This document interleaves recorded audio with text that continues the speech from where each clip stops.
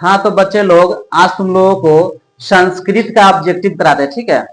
अगर संस्कृत का ऑब्जेक्टिव अगर तुमको परीक्षा में ठीक रहेगा, बढ़िया से बना लिया, तो नंबर उठेगा इस संस्कृत में, ठीक है।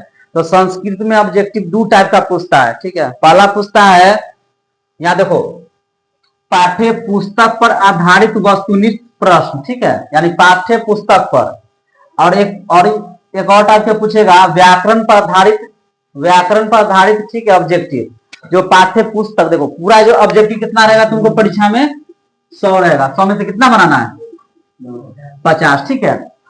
तो पाठ्य पुस्तक पर जैसे कर्ण से दानवीरता हुआ, पाटलिपुत्र वैभव हुआ, मंगलम पाठ हुआ, है ना, स्वामी दयानंद हुआ, ये सब पाठ्य पुस्तक है, यानी कहानी है। तो इसमें से ऑब्जेक्टिव रहेगा, यानी पाठ्य पुस्तक पर 100 ऑब्जेक्टिव रहेगा, तो उसमें से रहेगा कम से कम 40 रहेगा पाठ्य पुस्तक से, और 60 रहेगा किससे, व्याकरण से, समझ गया। यानी 60-40 के रेशियो में रहता है कि 40 पूछेगा पाठ्य पुस्तक से, 60 पूछेगा कहां से, व्याकरण पर आधारित। संधि हुआ, समास हुआ, उपसर्ग हुआ, ठीक है, शब्द रूप हुआ, धातु रूप हुआ, इसमें से पूछेगा।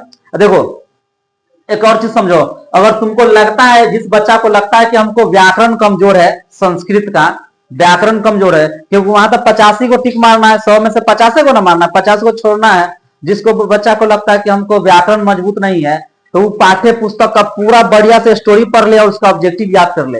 अगर तुम 40 को पूछा पाठ्य पुस्तक से, 40 में 40 बना दो, 10 को ना व्याकरण बनाना पड़ेगा उधर, 40 10 50, ठीक है। हो सकता है कि 35 को बना पाठ्य पुस्तक से, 15 को व्याकरण से। व्याकरण अगर भारी लगेगा तो तुम पाठ्य पुस्तक का पूरा कर लो ऑब्जेक्टिव याद, नंबर तुमको आएगा ही। अगर संस्कृत में 50 से 50 मार दिया तो सही, तो नंबर बहुत आएगा तुमको, ठीक है। उस समय तो अनुच्छेद रहेगा, पत्र लेखन रहेगा, फिर 16 नंबर का जो क्वेश्चन आंसर पढ़ाए थे, नहीं पढ़ाए थे, देवव्रत की क्या प्रतिज्ञा थी, चारों आयतियों के वार्तालाप, वो सब तो लिखिए ना देता है सब, 16 नंबर का बना ही देता है। गधांश भी पूछता है, बना ही देता है, अनुच्छेद पत्र लेखन सब रहता है। जो होता है मेन है इसका ऑब्जेक्टिव। ऑब्जेक्टिव में अगर बढ़िया से बना लिया तो नंबर बहुत आएगा इसका, और संस्कृत नंबर देता ही है, ठीक है। अच्छा तो बना लिया तो बहुत नंबर देगा, ठीक है। यहाँ देखो तो क्या बतला रहे थे, 40 नंबर पाठ्य पुस्तक से रहेगा, 60 नंबर व्याकरण से। आज कौन करा रहा है, आज कौन करा रहे हैं, पुस्तक पर आधारित, पाठ्य पुस्तक पर आधारित वस्तुनिष्ठ प्रश्न, जो 40 नंबर के पूछेगा ना, वो करा रहे। फिर अगले दिन कराएंगे तुम लोग को व्याकरण का, ठीक है। तो ई पर फोकस करो, फिर अगले दिन इसका कराएंगे, आज इस पर फोकस करो, पाठ्य पुस्तक पर, ठीक है। इसमें गलती नहीं होता, इसमें तुम पढ़ लिया तो इसमें याद रहेगा, ठीक है। चलो देखो यहाँ सबसे पहले देखो, इसका पहला पाठ है, पहला पाठ का ऑब्जेक्टिव कराते, ठीक है। पहला पाठ क्या, मंगलम पाठ, क्या है, मंगलम, ठीक है। देखो गौर से सुनना और देखना, याद हो जाएगा, बस तुम हम समझा देते, ठीक है। आज जैसे इसका पहला क्वेश्चन दे ले, इसका मंगलम पाठ में कौन से मंत्र संकलित है, तो मंगलम पाठ में कौन से मंत्र संकलित है, पदात्मक, क्या होगा, पदात्मक, ठीक है। दूसरा देखो, मंगलम पाठ के कितने मंत्र है, तब 5। उसको संस्कृत में पूछेगा तो क्या पूछेगा, पंच, क्या पूछेगा, पंच, ठीक है। 4 के चतवार, ठीक है, 5 के पंच, ठीक है। आगे देखो, मंगलम पाठ कहां से संकलित है, तो मंगलम पाठ कहां से संकलित है, तो हिंदू धर्म का एक उपनिषद होता है, तो उपनिषद से, कहां से, उपनिषद से, समझ गया। तो मंगलम पाठ कहां से संकलित है, तो क्या आंसर होगा इसका, उपनिषद, ठीक है। ऑप्शन में इसको दे लेता, वेद से, पुराण से, उपनिषद से, वेदांत से, तो इसका आंसर क्या होगा, उपनिषद, ठीक। 18 में पूछ ले भी है। अगला देखो, वेद के कितने प्रकार है, तो 4। वेद 4 प्रकार का होता है ना, ऋग वेद, साम वेद, यजुर्वेद और अर्थवेद, होता है ना। वेद 4 प्रकार है, तो वेद के कितने प्रकार है, 4, समझ गया। आगे देखो, वेद रूपी शास्त्र क्या होता है, तो क्या क्वेश्चन बता रहे थे, वेद रूपी शास्त्र क्या होता है, तो क्या होता है, नित्य, क्या हो गया, नित्य। वेद रूपी शास्त्र क्या होता है, तो नित्य, समझ गया। आगे देखो, उपनिषद के रचनाकार कौन है, तो उपनिषद के रचनाकार कौन है, वेद व्यास, कौन है, वेद व्यास। देखो महाभारत के लेखक वेद व्यास, समझ गया ना, उपनिषद के लेखक वेद व्यास, तो कौन है, वेद व्यास, महर्षि वेद व्यास, समझ गया। आगे देखो, उपनिषद के कितने प्रकार है, तो कितना प्रकार है, 108, कितना प्रकार है, 108, समझ गया। देखो ये क्वेश्चन पूछ ले भी तुमको उपनिषद वाला, ठीक है। अगला देखो, सत्यमेव जयते किस उपनिषद का मूल मंत्र है, तो कहा के मुंडको पनिषद के, किसका, मुंडको पनिषद का, ठीक है। सत्यमेव जयते जो है मुंडकों पनिश से लिया गया। आगे देखो, नदियां नाम और रूप छोड़कर किस में मिल जाती है? तो क्वेश्चन भी तुमको लघु में कहा मिलती, तो समुद्र में ना, बताए नदियां अपने नाम को छोड़कर समुद्र में मिल जाती है। उसी प्रकार विद्वान व्यक्ति को भी अपना अहंकार को त्याग कर, ठीक है, विद्वान पुरुष यही करता है। आगे देखो, अपने नाम और रूप को छोड़कर कौन समुद्र में विलीन हो जाती है? तो क्या बतलाए थे? नदी। इसका ही उल्टा क्वेश्चन है कि कति, इसका आंसर क्या होगा? नदी। समझ गया कि अपने नाम और रूप को छोड़कर कौन समुद्र में विलीन हो जाती है? तो क्या होगा? नदी। क्या होगा? नदी। ठीक है, आगे देखो, किस पुरुष को मृत्यु के आने की जानकारी हो जाती है? तो साधक को, जो साधु रहता है, जो तपस्वी रहता है, उसको ना अपने जो मृत्यु होने वाला है तो उसको जानकारी प्राप्त, साधक को, जो साधना करता है, जो तपस्वी होता है। ठीक है, किसकी विजय होती है? तो किसकी? सत्य की। हमेशा सत्य की विजय होती है, असत्य की नहीं। समझ गया ना? सत्य में सच, ठीक है, अब झूठ की, असत्य की क्या होती है? पराजय होती है। क्या होती है? पराजय। ठीक है, आगे देखो, विजय कैसे प्राप्त होती है? तो तुरंत बतला, विजय कैसे प्राप्त होती है? सत्य से। किससे? सत्य से। हो गया। आगे देखो, अणु से सूक्ष्म क्या है? अणु से सूक्ष्म कौन है? तो आत्मा। क्या है? आत्मा। अणु से सूक्ष्म क्या है? आत्मा। ठीक है, अणु से सूक्ष्म क्या है? आत्मा। ठीक है, आगे देखो, देखो, हिरण्यमय पात्र में किसका मुंह ढका हुआ है? तो किसका मुंह ढका हुआ है? तो किसका? सत्य का। किसका? सत्य का। ठीक है, तो हिरण्यमय पात्र में किसका मुंह ढका हुआ? तो सत्य का। ठीक है, आगे देखो, प्रस्तुत पाठ में किसकी महिमा का गान किया गया है? तो किसकी महिमा का गान किया गया? परमात्मा, मतलब ईश्वर का। आंसर क्या होगा? परमात्मा। किसका होगा? परमात्मा। समझ गया? किसका? तो परमात्मा। ठीक है, देखो, परमात्मा कहाँ एकत्र होते हैं? तो सर्वत्र। सर्वत्र का हिंदी क्या होता है? सभी जगह। क्या होता है? सभी जगह। तो परमात्मा कहाँ रहते हैं? तो सभी जगह। ठीक है, आगे देखो, प्राणी के हृदय रूपी गुफा में कौन विद्वान है? तो प्राणी के हृदय रूपी गुफा में कौन विद्वान? तो आत्मा। क्या होगा आंसर? आत्मा। ठीक है, महान से ही महान क्या है? तो आत्मा। महान से ही महान क्या है? तो आत्मा। समझ गया? देवलोक का मार्ग किससे प्राप्त होता है? तो किससे? सत्य से। मतलब सत्य, जो सत्य जो बोलता है, ठीक है, उसके लिए देवलोक का भी रास्ता खुला हुआ है। ठीक है, उससे ईश्वर भी प्रसन्न होता है। समझ गया? देखो, यह संसार किसके द्वारा अनुशासित है? तो परमात्मा के द्वारा। परमात्मा इसको क्या कर रहा है? चला रहा है। इस संसार को कौन चला रहा है? ईश्वर चला रहा है। कौन चला रहा है? ईश्वर। ठीक है, देखो, मंगलम पाठ हो गया। मंगलम पाठ के ऑब्जेक्टिव हो गया। आप देखो, अगला चैप्टर क्या कर रहा है इसका? पाटलिपुत्र वैभवम। क्या कर रहा है? पाटलिपुत्र वैभवम। पाटलिपुत्र वैभवम चैप्टर जब पढ़ाए थे, तुम लोग का सब्जेक्टिव पढ़ाए थे, तो उसमें क्वेश्चन था ना, पटना में क्या क्या दर्शनीय स्थल है? ठीक है, पटना के संबंध में गौतम बुद्ध ने क्या कहा? ठीक है, पटना सिख धर्म के लोगों के लिए क्यों महत्वपूर्ण है? पढ़ाए थे ना, पटना में कौन कौन दर्शनीय स्थल है? गोलघर हुआ, गांधी सेतु पुल हुआ, तारामंडल हुआ, जयपुर हुआ, चिड़ियाघर, ये सब है ना। फिर क्या बतलाए थे कि पटना मतलब पाटलिपुत्र सिख धर्म के लिए क्यों महत्वपूर्ण है? यही पढ़ाए थे तुम लोगों को। इस टाइप का भी क्वेश्चन था, तो वही चैप्टर है, उसी चैप्टर का क्या ऑब्जेक्टिव। ठीक है, ऑब्जेक्टिव में पूछेगा कि गोलघर कहाँ है? तब पटना, ये तो पूछेगा। पाटलिपुत्र का पुराना नाम क्या है? तब कुसुमपुर। ठीक है, बुद्ध काल में पटना का क्या नाम था? पाटलीग्राम। इस टाइप का ऑब्जेक्टिव पूछेगा। ठीक है, पटना में सबसे ज्यादा बार कौन आया था? तब गौतम बुद्ध। ठीक है, ये सब क्वेश्चन पूछेगा, यही सब क्वेश्चन रहेगा। तो इसके आगे पूरा इसका ऑब्जेक्टिव बतला दो। ठीक है, समझा के देखो, समझ लो। पहला क्वेश्चन करे इसको, गोलघर कहाँ है? तो क्या लिखेगा इसका? पटना। गोलघर कहाँ है? तब पटना में। ठीक है, देखो, पाटलिपुत्र पटना के नाम से कब प्रसिद्ध हुआ? तो मध्य काल में। कब?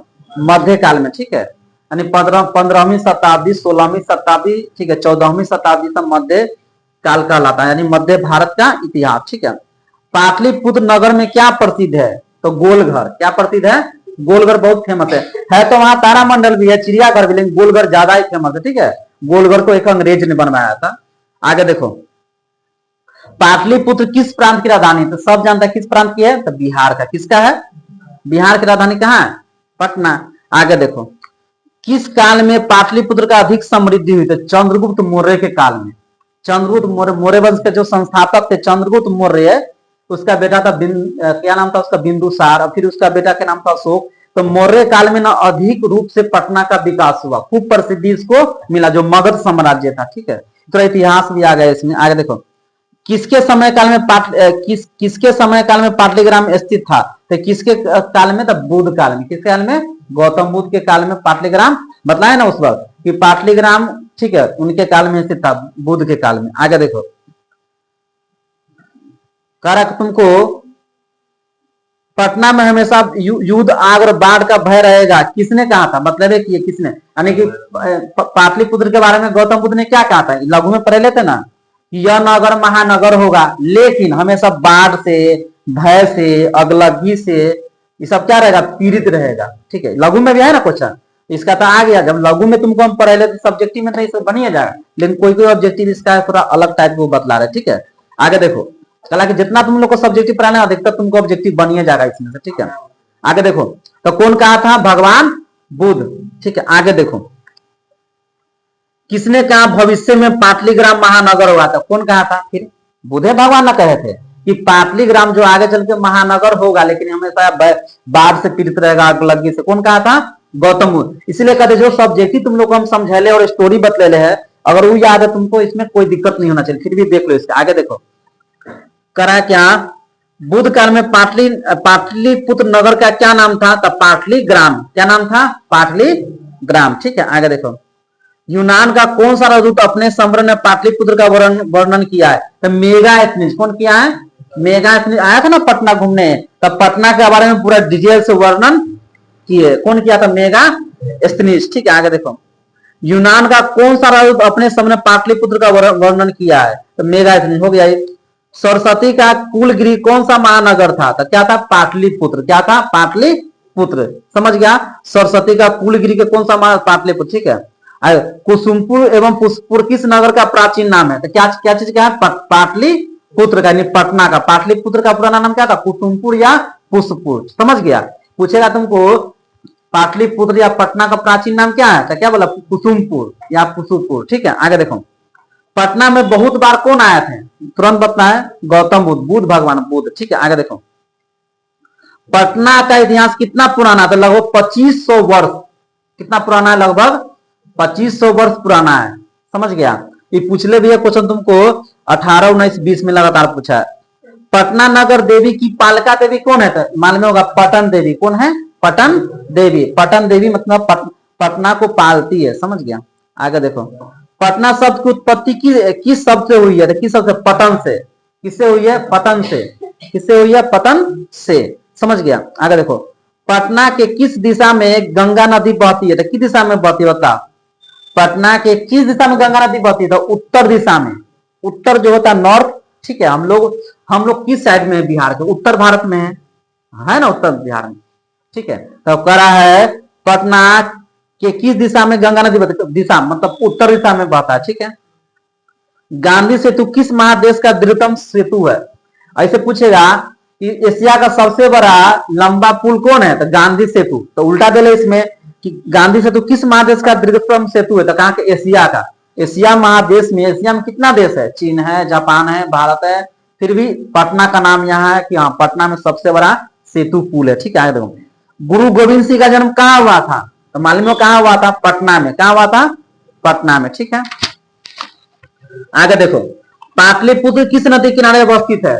सब जानता है, कौन? गंगा नदी। कौन नदी किनारे? गंगा नदी के किनारे कौन है? पाटलिपुत्र बसा हुआ है। ठीक है, आगे देखो, सिख संप्रदाय के 10वें गुरु कौन थे? तो गुरु गोविंद सिंह। 10वें गुरु कौन थे? गुरु गोविंद सिंह जी। ठीक है, आगे देखो, कुमोदी महोत्सव किस ऋतु में मनाया जाता था? तो कब मनाया जाता था?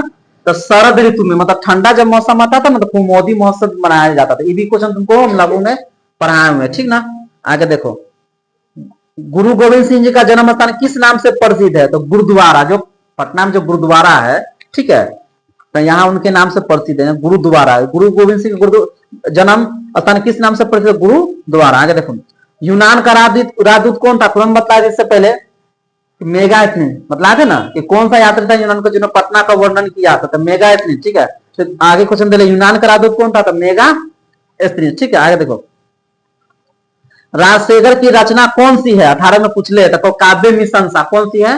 राजशेखर की रचना कौन सी है? काव्य मीमांसा। ठीक है, आगे देखो, दामोदर गुप्त का निम्न में से कौन सा ग्रंथ है? तो कौन सा? कुटी निम्नतम। क्या? कुटी निम्नतम। समझ गया? आगे देखो, विदेशी यात्री मेघायतनी ने पटना का वर्णन में क्या लिखा है? तो संस्मरण लिखा, मतलब उनकी याद में पटना जो घूमे उनका जो वर्णन किए, तो वही पटना के बारे में पूरा वर्णन किए। ठीक है, देखो, कवि शिक्षा प्रमुख ग्रंथ किसकी रचना है? तो किसकी है? राजशेखर का। किसका है? समझ गया? पाटलिपुत्र का टोटल भीविया बतला दिए। ठीक है, आगे देखो, देखो दो चैप्टर हो गया, मंगलम पाठ भी हो गया, पाटलिपुत्र वैभव भी हो गया, होना गया। तीसरा चैप्टर इसका अलस कथा। तो अलस कथा तुम लोग को हमें स्टोरी पढ़ेली है कि 4 गो आलसी रहता है, 4 गो आलसी रहता है ना, किस प्रकार उनको घर से बाहर निकाला जाता है, किस प्रकार जांच करने के लिए जो कर्मचारी रहता है अलग सलाह के आग लगाता है।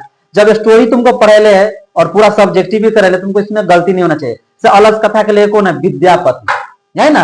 अलस कथा के लेखक कौन है? विद्यापति। ठीक है, उसके बाद उसके बारे में अलस कथा में ऐसे रहेगा क्वेश्चन तुम लोग का ऑब्जेक्टिव में, 4 आलसियों को किसने निकाला, इस टाइप का रहेगा। ठीक है, पहले आलसी ने क्या कहा, इस टाइप का ऑब्जेक्टिव पूछेगा। दूसरे आलसी ने क्या कहा, तीसरे ने क्या कहा, चौथे ने क्या कहा। चौथा ने क्या कहा था? अरे वाचाल तुम लोग कितने बातें करते हो, सो जाओ। पहले ने क्या कहा था? लगता है घर में आग लग गई है। ठीक है, दूसरे ने क्या कहा, तीसरे ने क्या कहा। ये सब तुमको ऑब्जेक्टिव में यही सब पूछता है, और स्टोरी पढ़ रहेगा तुमको फिर इसको बता देखना कितना इजी ऑब्जेक्टिव है। ठीक है, जैसे यहाँ देखो, इसको पहला है अलस कथा के रचनाकार कौन है? तो क्या मतलब? विद्यापति। क्या है? विद्यापति। ठीक है, फिर क्या देखो, अलस कथा किस ग्रंथ से उद्धृत है? तो पुरुष शिक्षा से। किससे? पुरुष शिक्षा से। ठीक है, आगे देखो, अलस कथा कैसी कथा है? तो व्यंग्यात्मक। व्यंग मतलब व्यंग करना, व्यंग्यात्मक है। क्या है? व्यंग्यात्मक कथा। ठीक है, देखो, अलस कथा क्या शिक्षा देती है? तो दोष निराकरण, मतलब दोष को निराकरण करना चाहिए।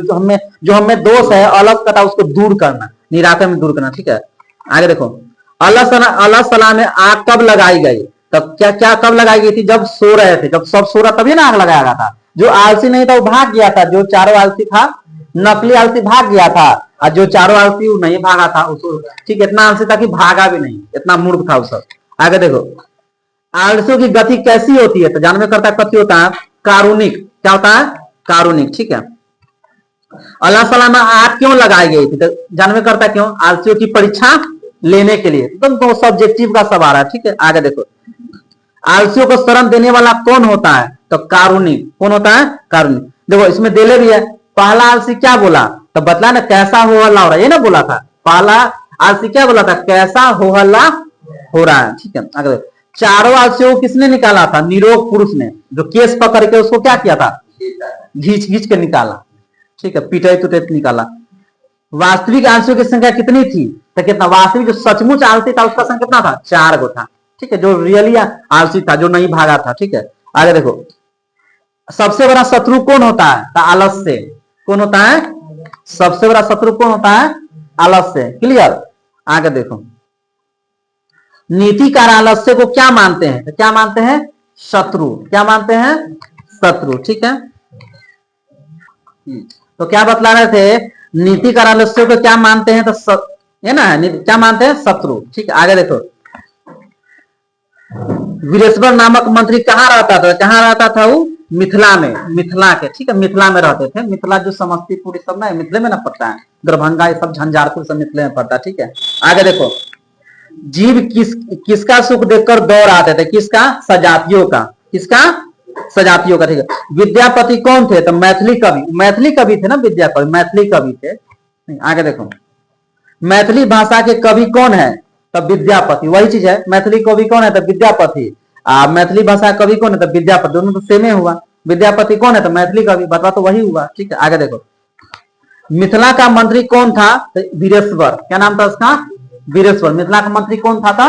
वीरेश्वर। समझ गया? मिथिला का मंत्री कौन था? वीरेश्वर। आगे देखो, वीरेश्वर का स्वभाव कैसा था? तो दानशील और कारुणिक। क्या था? दानशील और कारुणिक। ठीक है, आगे देखो, स्त्रियों की गति कौन होता है? तो उसका पति होता है। स्त्रियों जो गति होता है ना उसका क्या होता है? पति। ठीक है, क्योंकि पति पर ही निर्भर रहती है, उसका जो दिनचर्या रहता है उसका जो। ठीक है, आगे देखो, बालक का गति कौन होता है? तो बालक का गति माँ, उसकी माता होती है। बालक गति कौन होता है? माता। कितने पुरुष परस्पर बातचीत कर रहे थे? तो 4। 4 गुना ना भागा था, 4 गुना भाग गया था वो आश्रम में। आगे देखो, हो गया, ठीक है। अलस कथा ही इसका पूरा ऑब्जेक्टिव हो गया। अलस कथा तक करा दी ऑब्जेक्टिव। अगला चैप्टर इसका संस्कृत साहित्य लेखिका, यही ना है, संस्कृत साहित्य लेखा। इसका ऑब्जेक्टिव गौर से सुनना, ठीक है, गौर से समझना, ठीक है। इसका थोड़ा अजीब है। अलस कथा ऐसा कुछ हल्का था, पाटलिपुत्र वैभव का मंगलम पाठ का, इसका थोड़ा देखना, ठीक है। कराए गंगा देवी का समय क्या है? 14वीं सदी, 14वीं सदी में गंगा, ठीक है। गंगा देवी का समय क्या है? 14वीं सदी। आगे देखो, गंगा देवी ने किस काव्य की रचना की है? किसका? मधुर विजयम का। मधुर विजयम याद हो जाएगा, मधुर विजयम का गंगा देवी ने, ठीक है। करा फिर गंगा देवी किसकी रानी थी? तो कंपन राय की। कंपन राय की रानी थी कौन? गंगा देवी, ठीक है। आगे देखो, सांख्य दर्शन के प्रवर्तक आचार्य है तो क्या है? कपिल। क्या है? कपिल। सांख्य दर्शन के प्रवर्तक आचार्य क्या है? कपिल। समझ गया? आगे देखो, कंपन राय का समय क्या है? तो वही 14वीं सदी, ठीक है। क्योंकि गंगा देवी उसी का रानी थी, कंपन राय, दोनों का एक ही समय लगा, 14वीं सदी, उसका भी 14वीं सदी, कोई दिक्कत इसमें? आगे देखो, कंपन राय का समय बतला दिए। वर्तमान काल में संस्कृत लेखिका कौन है? तो मिथिलेश कुमारी मिश्र। कथी है? मिथिलेश कुमारी मिश्र, वर्तमान समय में, ठीक है। वर्तमान समय में संस्कृत लिखा है मिथिलेश कुमारी मिश्र, ठीक है। आगे देखो, वदा मीमका अथी ना परिणाम है, किसकी रचना है? तो किसकी है? तो तिरुम लांबा के। किसका है? तिरुम लांबा के, ठीक है। आगे देखो, विजय भट्टरिका किसकी रानी थी? किसका था? चंद्रिता रे, है ना, चंद्रिता द्वितीय की। किसका? चंद्रिता द्वितीय की, ठीक है। चंद्रिता द्वितीय नाम था, ठीक है उसका। यानी विजय भट्टरिका किसकी रानी थी? आगे देखो, विपुल क्या है? विपुल क्या है? संस्कृत साहित्य। क्या है? संस्कृत साहित्य। समझ गया? विपुल क्या है? संस्कृत साहित्य। आगे देखो, पंडिता क्षमा राव किस काल की लेखिकाओं में विदुषी थी? तो आधुनिक काल। पंडिता जो क्षमा राव आधुनिक काल के, वो विदुषी मतलब महान होता है, ठीक है।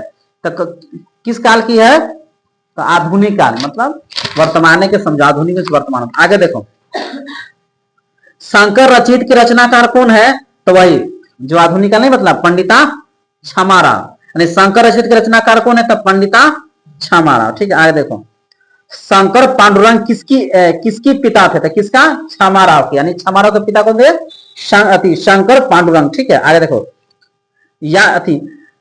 याज्ञवल्क्य की आत्म तत्व की शिक्षा किसको दी थी? किसको? मित्रेयी को। किसको? मित्रेयी को। समझ गए? आगे देखो, मित्रेयी कौन थी? तो है ना, याज्ञवल्क्य की पुत्री थी, पत्नी थी ना, याज्ञवल्क्य की पत्नी थी, ठीक है। मित्रेयी कौन थी? याज्ञवल्क्य की पत्नी, ठीक है।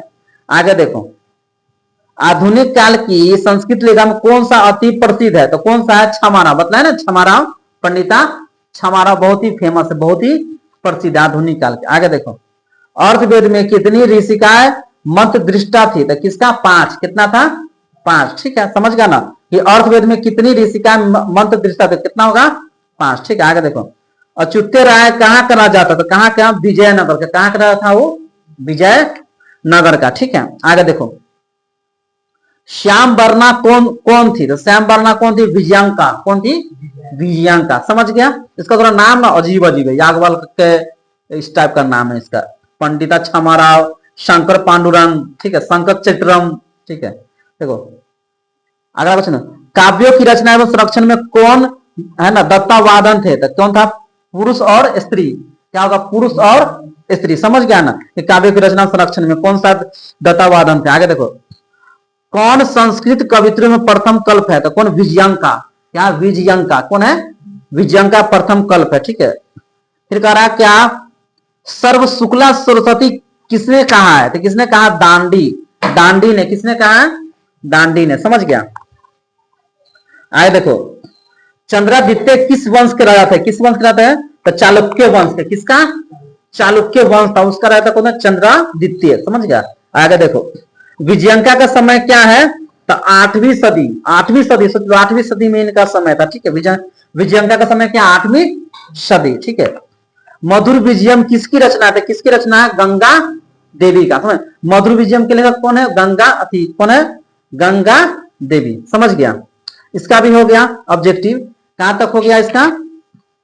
संस्कृत साहित्य देखिए 4 पार्ट आ दिए हैं। पहला पार्ट मंगलम, फिर था पाटलिपुत्र वैभव, तीसरा था अलस कथा, और चौथा क्या था, संस्कृत साहित्य लेखिका। कोई दिक्कत इसमें और करा दे? ठीक है, देखो एक और चैप्टर देख लो, अगला चैप्टर कर रहा है भारत महिमा। ठीक है, 5वां चैप्टर भारत महिमा। ठीक है, इसका ऑब्जेक्टिव देख लो। जैसे भारत महिमा पार्ट जो तुम लोग को पहले हैं, नए क्वेश्चन कि भारत महिमा के आधार पर भारत भूमि कैसी है, यह बहुत ही निर्मल है, पवित्र है। ठीक है, देवता कहाँ का गुण गाते हैं, इस टाइप का क्वेश्चन है। देवता भारत का गुण गाते हैं, यहाँ देवता भी जन्म लेने के लिए तरफ से, इस टाइप का क्वेश्चन ना बतलाते हैं। वही चैप्टर, इसमें का ऑब्जेक्टिव हमें इजी है, याद हो जाएगा। ठीक है, आगे देखो इसका देखो, हमारी मातृभूमि कैसी है, तो मतलब की है विशाला। क्या होगा, विशाला मतलब विशाल है। ठीक है, देखो भारत महिमा गीत की रचनाकार कौन है, डॉक्टर उमा शंकर शर्मा। कौन है, डॉक्टर उमा शंकर शर्मा। ठीक है, आगे देखो भारत महिमा पाठ का प्रथम पद किस पुराण से संकलित है, किससे संकलित है, तो विष्णु पुराण से। किससे है, विष्णु पुराण से। ठीक, कहां से संकलित है भारत महिमा पाठ का प्रथम पद, तो विष्णु पुराण से। ठीक है, आगे देखो भारत महिमा पाठ किस पुराण से लिया गया है, तो बतलावे किए विष्णु पुराण से। ठीक है, ये क्वेश्चन 18 में पूछ ले भी है। भारत भूमि किससे सदा सेवित होती है, तो सागर पर्वत झरने, ठीक है, और नदियां से। समझ गया, सागर पर्वत, ठीक है, झरने और नदियां।